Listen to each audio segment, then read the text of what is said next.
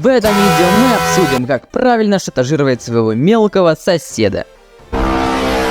Туториал отличный, оригинальный, и сняли его не Влад А4, Лайк Настя или прочие ваши фанаты, в смысле кумиры, им плевать на вас, если что, а политики. Присаживайтесь поудобнее, заваривайте чаек, ну а мы начинаем.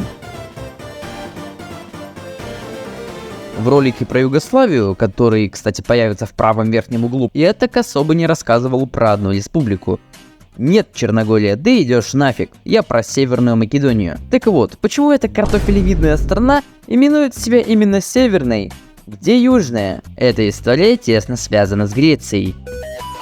Македония спокойно выходит из Югославии, чем вызывает недовольство греков. Вообще-то, Македония — это историческая область Греции. Именно там, где Александр Македонский не пытается присвоить себе заслуги. Чур.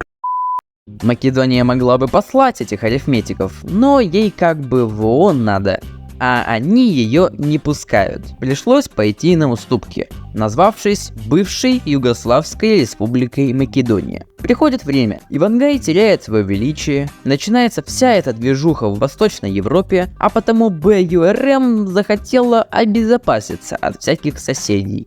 Фигакс! И тут Греция предъявляет.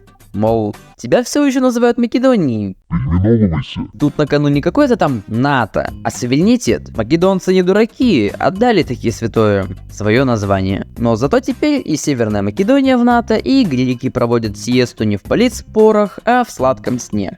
Папа, а можно Македонию? Но у нас есть Македония дома. Вы что, реально думали, что только Греция строила козни? Знакомьтесь, Болгария. Страна с населением как Питер плюс Воронеж, ну то есть никаким. Зато удаленькая в плане политики. Македонский язык это, ну, типа помесь болгарского и сербо-хорватского. Поэтому там звуки и оттуда, плюс есть и свои. Полотальные, то ли взрывные, то ли африкаты передают привет. И несмотря на это, Институт болгарского языка считает македонский диалектом болгарского. Да, даже Россия с Украиной до такого 300-400 IQ мува не додумались. Удивительно, что против паналбанских террористов Македония воевала бок о бок со старшим братом. Но языковые терки дают о себе знать недопуском в ЕС и всякими дипломатическими столкновениями. А вот сейчас будет такая страна, что это даже вообще не страна, а нелегитимная албанская дрянь. Да-да, прикиньте, та самая.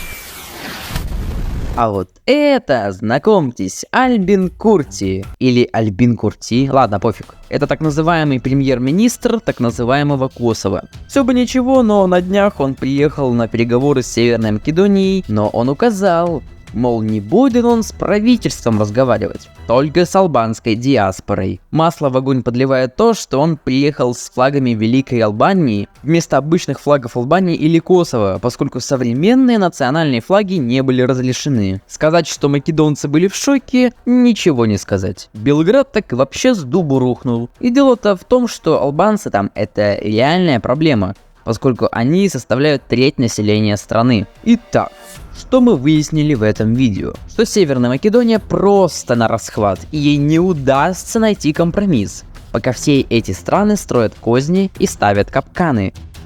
Ну и все, собственно. Всем пока, детишки и взрослишки.